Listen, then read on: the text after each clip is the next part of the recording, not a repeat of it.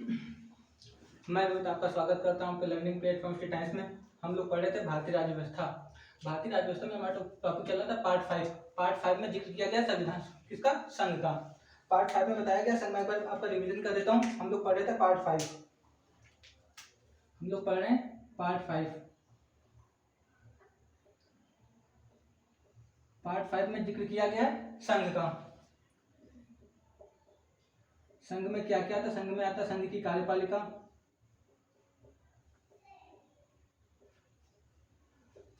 विधायिका और न्यायपालिका। संघ की कार्यपालिका, संघ की विधायिका और संघ की न्यायपालिका, इसको बताया गया आर्टिकल 52 से लेके 151 में। इसमें हम लोग पढ़ रहे थे कार्यपालिका को।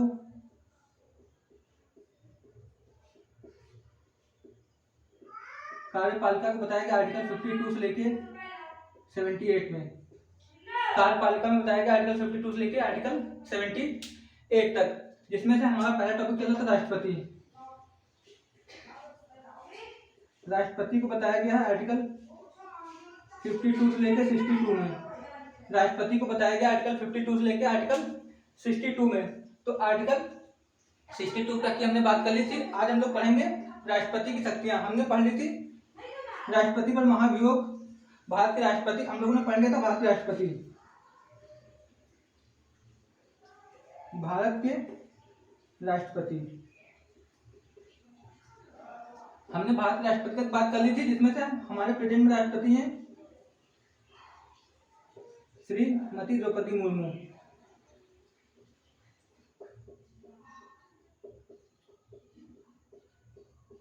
हमने यहाँ तक बात कर ली थी। हमने यहाँ से उठा के यहाँ तक बात कर ली थी। हमने पार्ट 5 से स्टार्ट किया है। पार्ट 5 में आता है संघ। संघ में होती है कार्यपालिका, विधायिका और न्यायपालिका, जिसकी बात की गई आर्टिकल 52 से लेकर आर्टिकल 51 में। जिसमें से पहला टॉपिक था हमारा कार्यपालिका। कार्यपालिका को बताया गया आर्टिकल 52 से लेकर आर्टिकल 78 में। कार्यपालिका का पहला टॉपिक था राष्ट्रपति। राष्ट्रपति को हम लोग पढ़ रहे हैं आर्टिकल 52 से 62 में राष्ट्रपति का जिक्र किया गया है। और हमने उसके बाद बात की थी भारत के राष्ट्रपति। और भारत के वर्तमान में हमारी राष्ट्रपति है श्रीमती द्रौपदी मुर्मू। यहाँ तक हम लोगों ने बात कर ली थी। आज हमें बात करना था राष्ट्रपति की शक्तियों की। मैंने बताया था राष्ट्रपति की शक्तियां दो प्रकार की होती हैं। राष्ट्रपति की शक्तियों को दो भाग में विभाजित किया गया है, एक सामान्य काल की, एक आपातकाल की। तो आज हम लोग पढ़ेंगे राष्ट्रपति की शक्तियां। क्या पढ़ेंगे? राष्ट्रपति की शक्तियां।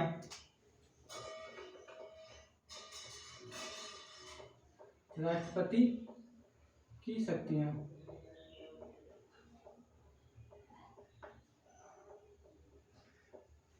राष्ट्रपति की शक्तियों को दो भागों में विभाजित किया गया है। कौन कौन से दो भाग? एक होता सामान्य काल, दूसरा होता आपातकाल। तो नोट कर लीजिए राष्ट्रपति की शक्तियों को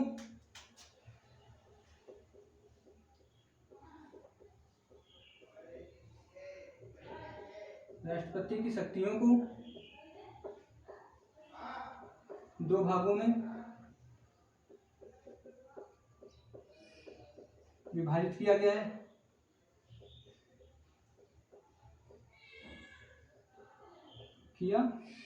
राष्ट्रपति की शक्तियों को दो भागों में विभाजित किया गया है। कौन कौन से दो भाग? एक होता है सामान्य काल, दूसरा होता है आपातकालीन शक्तियां। एक है सामान्य काल शक्तियां, सामान्य काल की शक्तियां। दूसरी है आपातकालीन शक्तियां, आपातकाल की शक्तियां।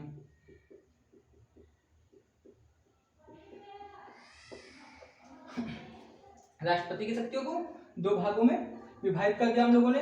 पहला है सामान्य काल की शक्तियां और दूसरा है आपातकाल की शक्तियां। तो आज हम लोग बात करेंगे राष्ट्रपति की सामान्य काल की क्या क्या शक्तियां होती हैं। तो आज हमारा टॉपिक होगा राष्ट्रपति की सामान्य काल की शक्तियां। मैं इसको रफ कर देता हूं। आते हैं राष्ट्रपति की सामान्य काल की शक्तियां पढ़ते हैं। सामान्य काल की शक्तियां मतलब कार्यपालिका संबंधी जो शक्तियां होती हैं। तो बात करते हैं कार्यपालिका संबंधी शक्तियां। कार्यपालिका संबंधित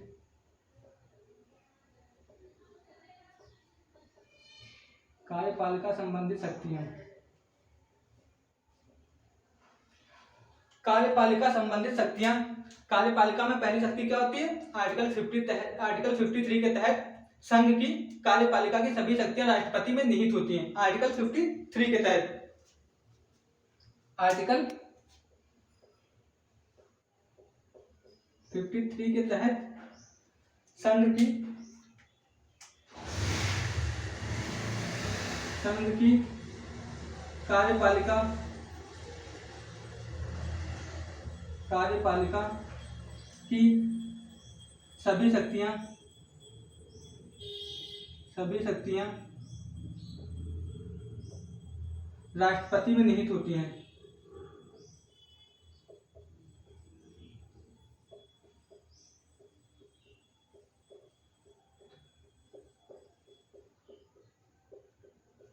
आर्टिकल 53 के तहत संघ की कार्यपालिका की सभी शक्तियां राष्ट्रपति में निहित होती हैं। इसके बाद बात करते हैं आर्टिकल 77 की। आर्टिकल 77 में बताया गया है संघ की कार्यपालिका का प्रशासन राष्ट्रपति के नाम से ही चलाया जाएगा। आर्टिकल 77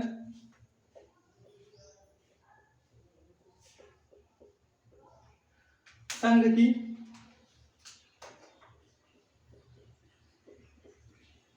कार्यपालिका का प्रशासन राष्ट्रपति के नाम पर से ही चलाया जाएगा।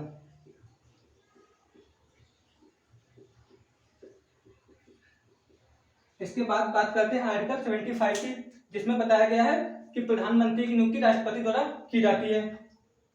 आर्टिकल 75 में बताया गया है प्रधानमंत्री की नियुक्ति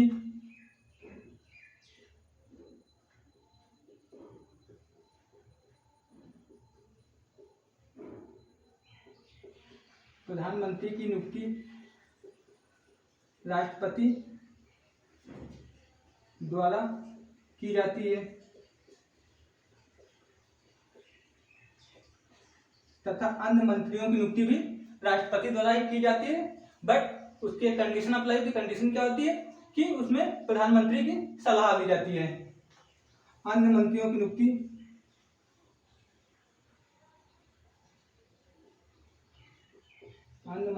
नियुक्ति प्रधानमंत्री की सलाह से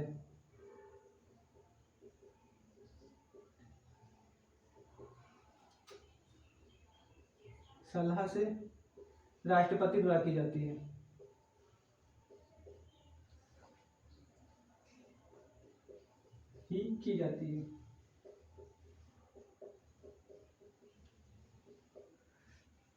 अन्य मंत्रियों की नियुक्ति भी राष्ट्रपति करता है, बट प्रधानमंत्री की सलाह से, क्योंकि प्रधानमंत्री की सलाह पे अन्य मंत्रियों की नियुक्ति की जाती है।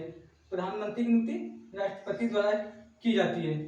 नोट कर लीजिए। आप उसके बाद आगे बात करते हैं। हम लोग बात करते हैं कि राष्ट्रपति किन किन सदस्यों की नियुक्ति करता है, किन किन नियुक्ति राष्ट्रपति द्वारा की जाती है। आप लोग नोट कर लें। हम लोग पढ़ते हैं।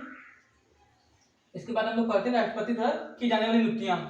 एग्जाम में पूछता है, काफी बार पूछ चुका है कि राष्ट्रपति द्वारा किन किन नियुक्तियां की जाती हैं।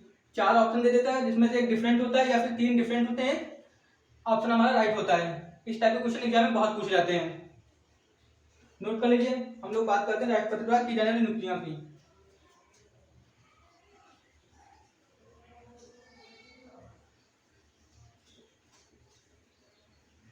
ये सब आता है राष्ट्रपति की कार्यपालिका संबंधी शक्तियों में ही।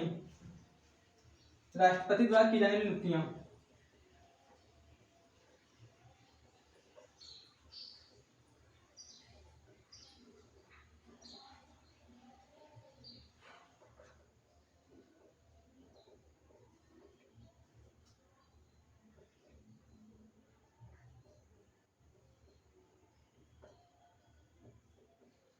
राष्ट्रपति द्वारा की जाने वाली नियुक्तियां नोट कर लीजिए। मैं देखता हूँ कट तो नहीं होगा। राष्ट्रपति द्वारा की जाने वाली नियुक्तियां।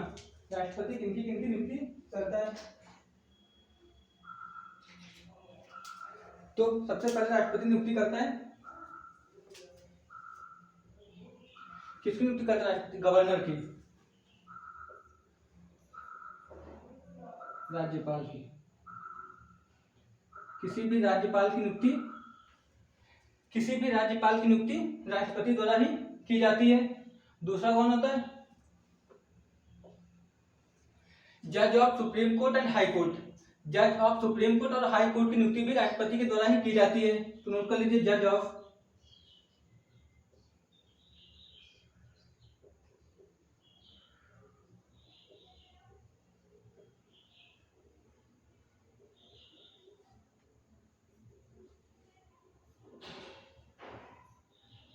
Supreme court and high court की नियुक्ति भी राष्ट्रपति द्वारा की जाती है। थर्ड कौन होता है? Attorney general of India.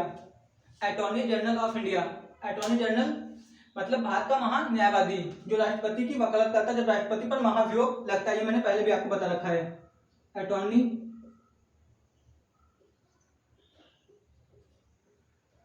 General of India, Bharat का महान्यायवादी, भारत का महान्यायवादी, भारत का महान्यायवादी होता है attorney general of India. Solicitor general of India,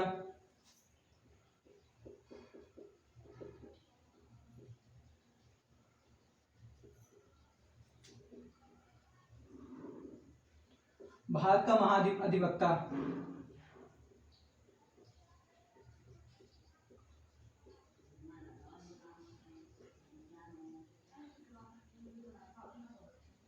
Bharat का महाअधिवक्ता, इसकी नियुक्ति भी राष्ट्रपति के द्वारा ही की जाती है। इनके वेतन और भत्ते भी राष्ट्रपति द्वारा ही निर्धारित किए जाते हैं।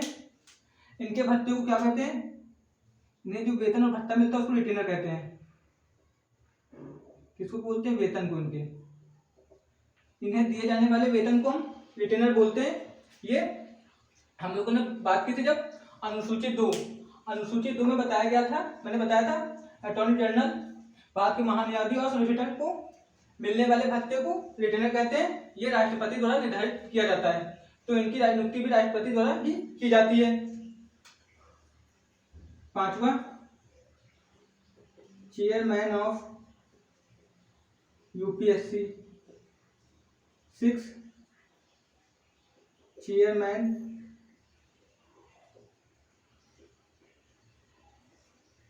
SC/ST commission.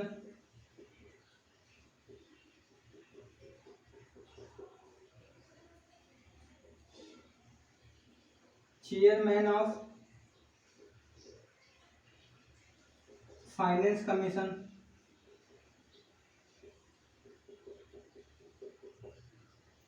Chairman of finance commission, CAG। Controller, auditor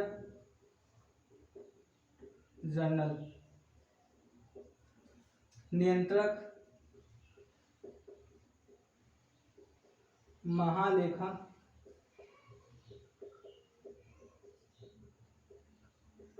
नियंत्रक, महालेखा परीक्षक। आज का मेरा क्वेश्चन है जो आप लोगों को कमेंट बॉक्स में पिन करना है कि प्रेजेंट में CAG कौन है? CAG कौन है? कंट्रोलर ऑडिटर जनरल प्रेजेंट में कौन है? आप लोग कमेंट में बताइएगा इसका आंसर कि वर्तमान में भारत के CAG कौन है। उसके बाद राजदूतों की नियुक्ति करता राष्ट्रपति। जो विदेश में राजदूत नियुक्त किए जाते हैं उनकी नियुक्ति भी राष्ट्रपति द्वारा ही की जाती है। सभी सेना अध्यक्ष,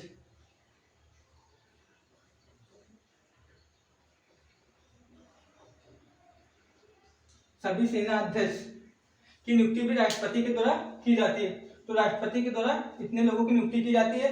एक और आता है chairman of official language commission.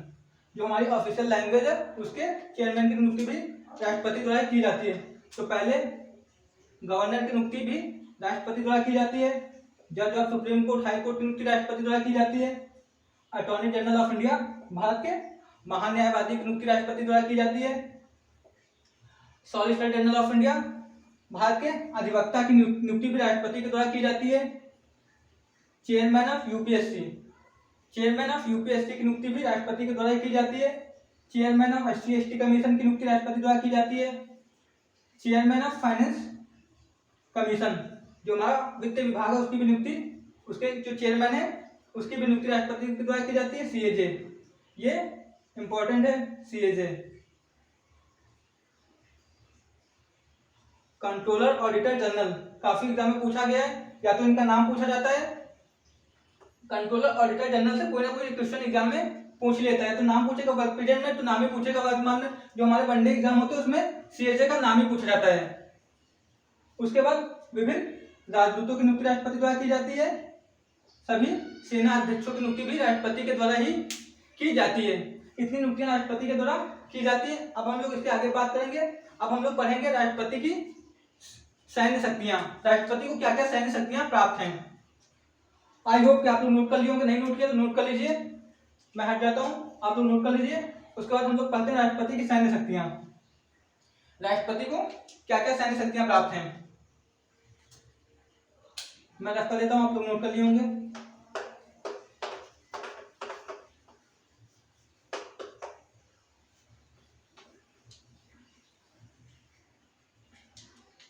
हम लोग पढ़ेंगे राष्ट्रपति की सैन्य शक्तियां।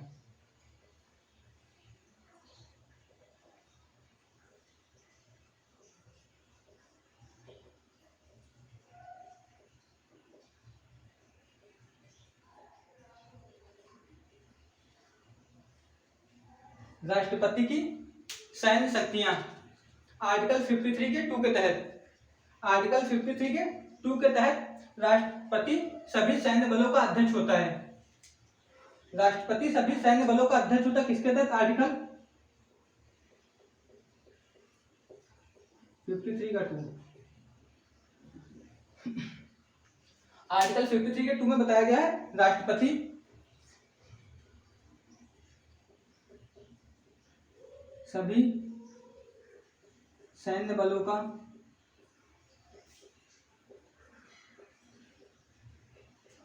अध्यक्ष होता है, अध्यक्ष होगा।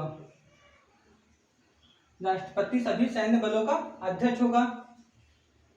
युद्ध एवं शांति,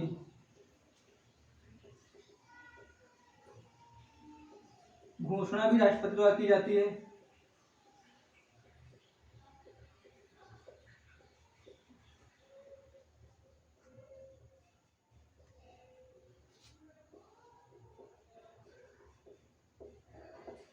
युद्ध और शांति की घोषणा राष्ट्रपति द्वारा ही की जाती है।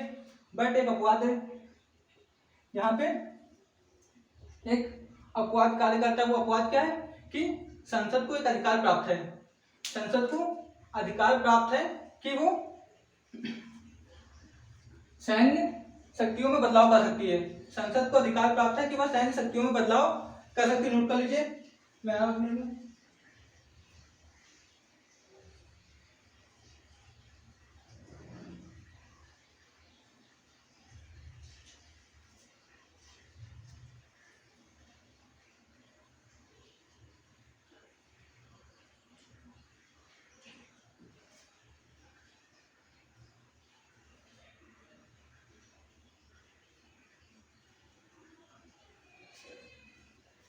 नोट कर लिए होंगे। मैंने क्या बोला था कि संसद को अधिकार प्राप्त है कि वह सेना के लिए कानून बना सकती है, यह अपवाद में आता है। संसद को अधिकार प्राप्त है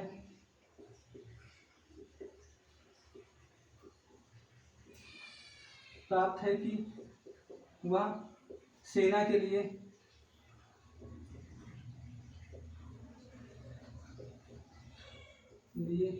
कानून बना सकती है, कानून बना सकती है। संसद को ये अधिकार प्राप्त है कि वह सेना के लिए कानून बना सकती है। नोट कर लीजिए। इसके बाद हम लोग आगे बढ़ते हैं। हम लोग बात करते हैं राष्ट्रपति की विदेशिक शक्तियां। राष्ट्रपति को क्या विदेशिक शक्तियां प्राप्त हैं, तो राष्ट्रपति को विदेशिक शक्तियां क्या प्राप्त हैं। सबसे पहली शक्ति क्या है कि राष्ट्रपति ही विभिन्न विदेशों में राजदूतों की नियुक्ति करता है। और दूसरी शक्ति क्या होगी, अंतरराष्ट्रीय संबंध पर राष्ट्रपति भारत को रिप्रेजेंट करता है, मतलब भारत को प्रदर्शित करता है। तीसरी शक्ति क्या होगी, कोई भी संधि हो, समझौता हो, जो भी हो, वो राष्ट्रपति के नाम से भी हस्ताक्षरित किए जाते हैं, उस पर हस्ताक्षर राष्ट्रपति के नाम से ही किए जाते हैं। तो नोट कर लिए होंगे, आई होप आप ये लोग ये नहीं नोट किए, नोट कर लीजिए। हम लोग बढ़ते हैं इसके आगे, हम लोग बात करते हैं राष्ट्रपति की सैन्य शक्तियों को, सॉरी विदेशी शक्तियों की। आप हमारे साथ जुड़ते जाएं, आपका एग्जाम अच्छा होगा, ये हमारी कामना की जाती है आपके लिए। कोई भी क्वेश्चन आपके नोट से बाहर नहीं जाएगा, तो प्लीज ज्यादा से ज्यादा जुड़े। बात करें हम लोग राष्ट्रपति की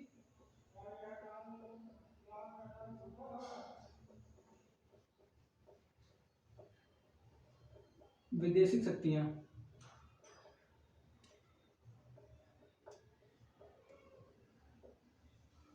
राष्ट्रपति की विदेशी शक्तियां, तो पहली शक्ति क्या है, राष्ट्रपति विभिन्न विदेशों में राजदूतों की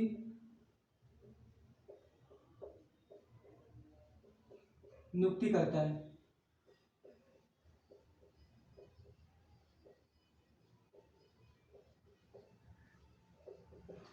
राष्ट्रपति विभिन्न विदेशों में राजदूतों की नियुक्ति करता है।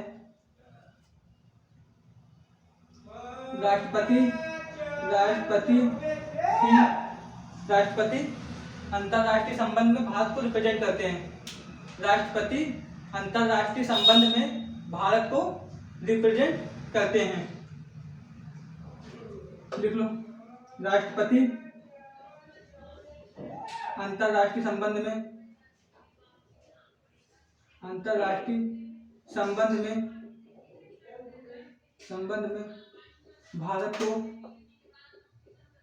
भारत को रिप्रेजेंट करते हैं। नोट कर लीजिए, मैं आ रहा हूँ।